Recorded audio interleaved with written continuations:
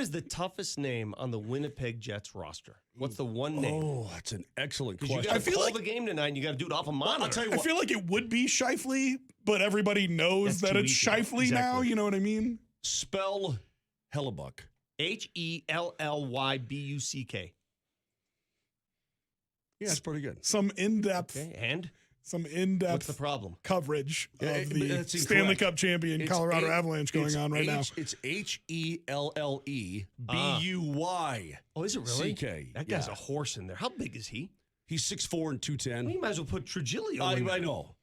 I wouldn't have to move. I could just stay. We'll call you Stay Duncan, still in the Duncan net. like from the commercial. Why does he give the Avs so many problems? He's a really good goaltender. He had, for Connor Hellebuck last year, he had a really down year for him.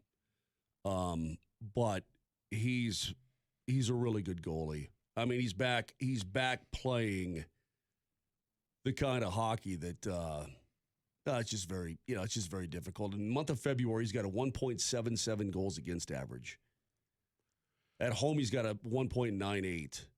Against the Avalanche, he's got a 1.50, which means he plays really well against the Avs. He's a terrific goalie. Okay, but all that said, he's a true number one. he's only 4 points ahead of the Avs, and they have 3 games at hand. No, and you're right about that. I mean, here's the thing. I look at it. I mean, tonight's game, Vic, we were talking about the Nuggets going to Memphis tomorrow night.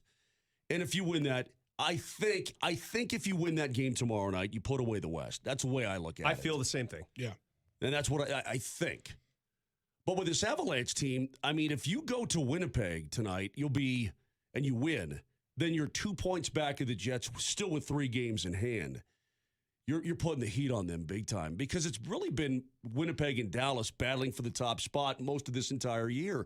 And then all of a sudden, I was listening to their color analyst early this morning, and he said it's you battle with Dallas, and then you have the top spot, they have the top spot. Then all of a sudden, you look in the rearview mirror, and the Avalanche are right on your butt. Stanley Cup champions. Yeah, and they're not even fully healthy at all, and haven't been the entire season, and they're right on your bacon. Moj, Joshua on the text line wants to know, what does in hand mean? Can you please explain once and for all for those who have never heard that term? Yeah. So as we sit right now, the Colorado Avalanche overall on the season have played 55 games, exactly. The Winnipeg Jets and Dallas Stars have both played 58 games, which means you have played 3 fewer games than them. And then you're this many points back. So you have points to gain. Correct. So what do you always do? What I always do is say, okay, those games in hand, which means you have 3 games in hand on those teams. They've played 58, you've played 55. Assume that you're going to win all those games. Oof. So that's 6 points. Games at hand only matter if you win them. So then when you get to 58 games played, Minnesota's played 58, Winnipeg's played 58, Dallas played 58. So when you get to those games played, those 58 games, add the 6 points, and you go from 67 all the way up to 73, and you would be past the Dallas Stars for the number 1 spot inside the Central Division. You pass all those teams. So that's what I do, Robbie. Pass everybody in the Western Conference except for the Golden Knights. Yeah, exactly. So I just assume, listener and everybody else, you've got to assume that you're going to win those games in hand. Assume it, because that's how you figure the math. I saw on Colorado Hockey Now yesterday, Bednar with a quote that says, we're not just fighting for our lives, we're fighting for the number 1 seed in the conference. Like, guys, they're right there. Yeah. We spent all year with the woes about injury going into the season, during the beginning of the season, when it got real dark and the Colorado Eagles were putting on Colorado Avalanche jerseys and going out and playing games.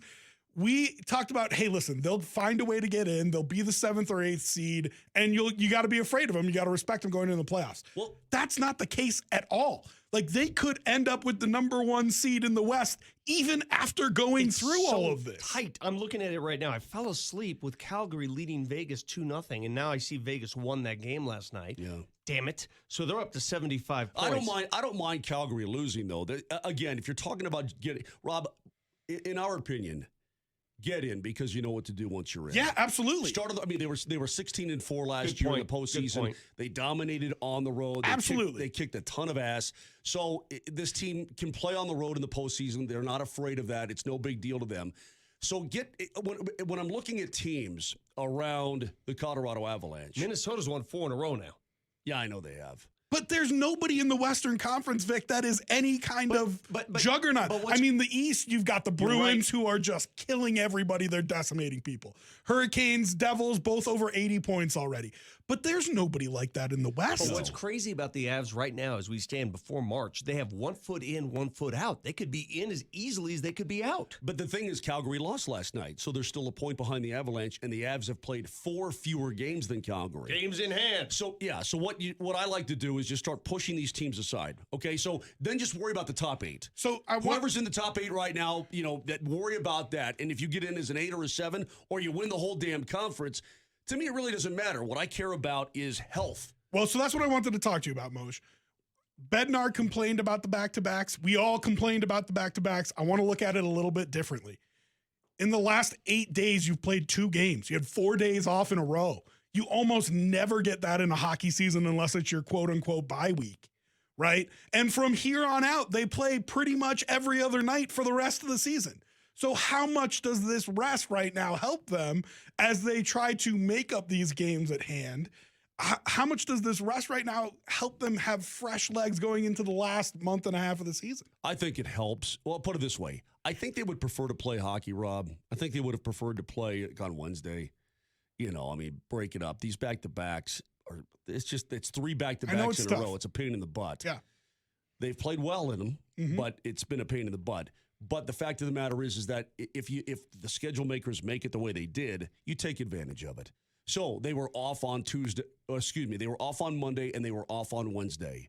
Full days off. Skated Tuesday, skated yesterday before they left for Winnipeg. But the other 2 days were just not even at the rink. Nothing, just off. Go to Chipotle and hang out, get some rest, see your family, whatever it takes. I think you use it to your benefit even because it's a quirky schedule, and then you go. And, Rob, this is where the trust factor comes in. Victorino, and I said it, 2 weeks ago, whatever. This team knows what ramping it up looks like. This team knows what ramping it up feels like.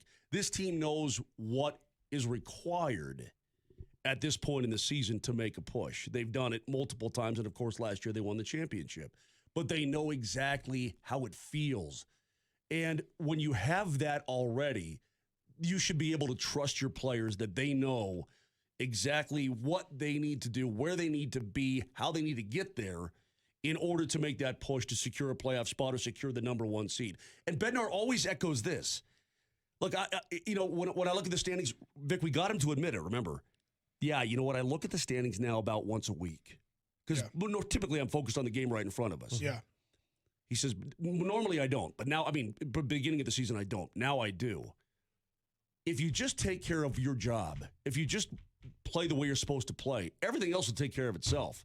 Getting into the top 3 in the Central, getting the number 1 seed. Don't do that. Because when you do that, don't do that. So when you get, Children, you'll get to the number 1 seed in the Central, you get to the number 1 seed in the West, whatever. Just do your job, and everything else will happen for you. The number 1 seed in the Central is clearly within reach, and that's home ice advantage in the first 2 rounds. That's sure you might not have it against Vegas in the Western Conference Finals if you get all the way there, but I don't know how the rest of the West isn't talking about the Avalanche the same way we talk about the Warriors in the Western Conference